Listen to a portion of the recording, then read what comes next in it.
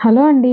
తెలంగాణలో పుట్టి హైదరాబాద్‌లో ఉంటూ హైదరాబాద్ నుంచి 160 కిలోమీటర్ల దూరంలో ఉన్న కరీంనగర్ జిల్లాలోని శ్రీ రాజరాజేశ్వరి స్వామి దేవాలయాన్ని అంటే వేములవాడ వెళ్ళడానికి మాకు ఇంతకాలం పట్టిందనమాట.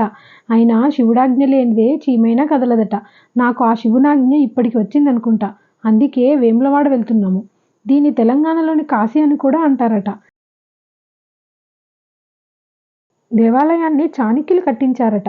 స్వామిని దర్శించుకోవడానికి దూర ప్రాంతాల నుంచి భక్తులు రోజు చాలామంది వస్తుంటారు. అయితే శివరాత్రి రోజు మాత్రం 3 లక్షల మందికి పైగా భక్తులు దేవుణ్ణి చూడ్డానికి వస్తారట. రాష్ట్రంలో ఎక్కువ ఆదాయం కలిగిన దేవాలయాల్లో ఈ దేవాలయం కూడా ఒకటంట. ఇక్కడ కొలువుతీరిన స్వామిని రాజరాజేశ్వర స్వామి అని, రాజన్న అని కూడా పిలుస్తారు.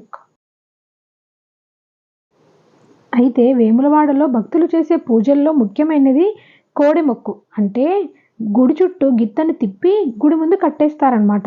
ఇలా చేయడం వల్ల భక్తుల పాపాలన్నీ పోయి సంతాన ప్రాప్తి కలుగుతుందని వారి నమ్మకం.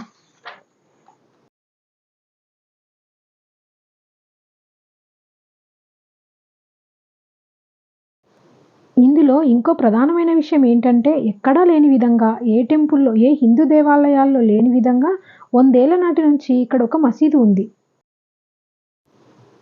ఇస్లాం మతానికి చెందిన ఒక శివభక్తుడు ఈ గుళ్ళోనే ఉంటూ స్వామిని సేవిస్తూ మరణించాడట.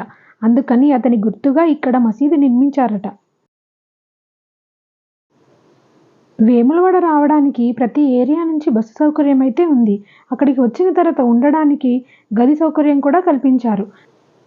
అయితే ఇక్కడ ఇంకొక విషయం ఏంటంటే అక్కడ దేవుడికి పొంగలి వండి పెడతారు. మనకక్కడ వండడానికి అన్ని సౌకర్యాలు ఉండవు కాబట్టి మనకు వండివ్వడానికి షాపులు కూడా ఉన్నాయి. బోర్డు కూడా పెట్టారు. పొంగలి వండిస్తాము అని. టెంపుల్‌లో కోనేరు కూడా ఉంది. అయితే ఆ కోనేరు వచ్చేసి టెంపుల్‌కి నార్త్ సైడ్ ఉంటుంది. దీన్ని ధర్మగుండం అని కూడా పిలుస్తారంట. అయితే ఆ కోనేరులో గుండ దీపాన్ని వెలిగించడం కూడా ఎంతో పుణ్యమని భక్తులు భావిస్తున్నారు. ఇక్కడ కోనేరు వాటర్ మాత్రం బాగా స్మెల్ వస్తున్నాయి. కొద్దిగా అది చూసుకుంటే బావుండనిపించింది నాకు. అలాగే ఇక్కడ డబ్బులు అడిగే వాళ్ళు కూడా చాలా ఎక్కువ మంది ఉన్నారు. బాగా విసిగించడం మాత్రం ఎక్కువుంది నాకనిపించింది. ఇంకో విషయం ఏంటంటే ఇక్కడ వీకెండ్స్‌లో మాత్రం భక్తులు చాలా ఎక్కువ మంది వస్తారంట. మేమైతే వీకెండ్స్‌లో వెళ్ళలేదు. వీక్ డేస్‌లోనే వెళ్ళాము. వర్కింగ్ డేస్‌లో అయితే జనాలు పెద్ద ఎక్కువగా లేరు. మీరు ఒకవేళ రావాలని అనుకుంటే మాత్రం వీకెండ్స్‌లో అవాయిడ్ చేసి వీక్ డేస్‌లోనే రావడానికి ట్రై చేయండి. ప్రశాంతంగా దర్శనం చేసుకొని వెళ్ళొచ్చు. మాకైతే ఒక 10 మినిట్స్‌లోనే దర్శనం అయిపోయింది. చాలా ప్రశాంతంగా దర్శనం చేసుకున్నాం మేమైతే. మీరు కూడా అలాగే దర్శనం చేసుకోవాలంటే వీకెండ్స్‌లో కాకుండా వీక్ డేస్‌లో బావుంటుంది. ఈ వీడియో చూసి కామెంట్స్ మాత్రం పెట్టకండి. ఎందుకంటే బాగా ఎండగా ఉంది. కాస్త వీడియో తీయమని మా ఆయనకిచ్చాను ఫోను. ఇంకంతే. ఆ కెమెరా మాత్రం ఒక్క దగ్గర కూడా స్టేబుల్‌గా లేదు. చుట్టూ తిరుగుతూనే ఉంది ఆయన లెక్కనే. ఇక్కడ పార్కింగ్ ప్లేస్ మాత్రం చాలా ఉంది. ఎన్ని వెహికల్స్ అయినా పడతాయనుకుంటా. అంటే మేము వీకెండ్స్‌లో రాలేదు కాబట్టి వీక్ డేస్‌లో కాబట్టి ఇంత ఖాళీగా ఉంది. మామూలుగా వీకెండ్స్‌లో వస్తే ఈ ప్లేస్ అంతా ఫుల్ అవుతుందంట.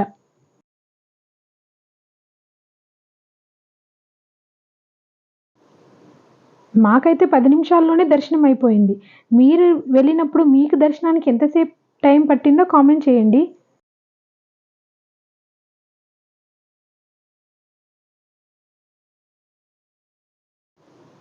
దూరం నుంచి వచ్చిన వాళ్ళు ఉండడానికి రూమ్ సౌకర్యం కూడా ఉంది ఇక్కడ. మీరెవరైనా వచ్చి నైట్ ఇక్కడ స్టే చేయాలనుకుంటే మాత్రం ఉండొచ్చు. ఇంకొకటి కళ్యాణకట్ట కూడా ఉంది. ఎవరైనా గుండు చేయించుకునే వాళ్ళకి కూడా సౌకర్యంగా ఉంటుంది.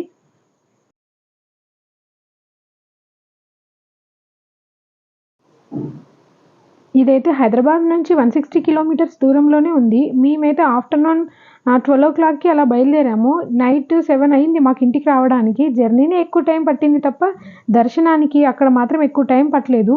ఎండాకాలం కాబట్టి కాస్త చూసుకొని వెళ్ళండి.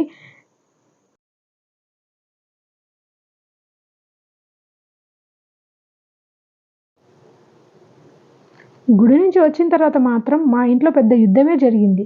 ఎందుకంటారా? మీ ఇంట్లో కూడా ఎవరైనా ఇలాంటి వాళ్ళున్నారా? ఒక దగ్గర కూడా కెమెరా స్టేబుల్‌గా లేకుండా వీడియో తీసేవాళ్ళు? మా ఇంట్లో ఉన్నారండి. మా ఇంట్లో వాళ్ళందరూ అంతే. ఒక్క దగ్గర వాళ్ళు స్టేబుల్‌గుండరు. కెమెరా కూడా అంతే. ఇంక గొడవ జరగక ఏమవుతుంది?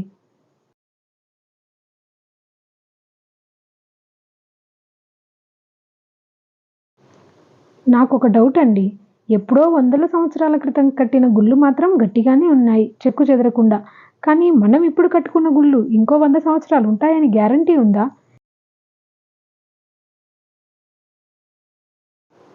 ఇంతసేపు ఓపిగ్గా మా వీడియోని ఎలాంటి బ్యాడ్ కామెంట్స్ పెట్టకుండా చూసినందుకు చాలా థ్యాంక్స్ అండి.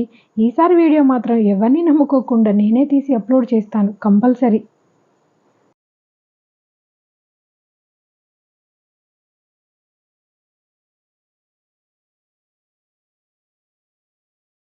ఆ శివుడి ఆశీస్సులు మనందరిపైన ఉండాలని కోరుకుంటూ మీకు ఈ వీడియో నచ్చితే లైక్ చేయండి. మీ బంగారు చేతులతో సబ్స్క్రైబ్ చేసుకోవచ్చు కదా. ఈసారి ఎండలు చాలా ఎక్కువగా ఉన్నాయి.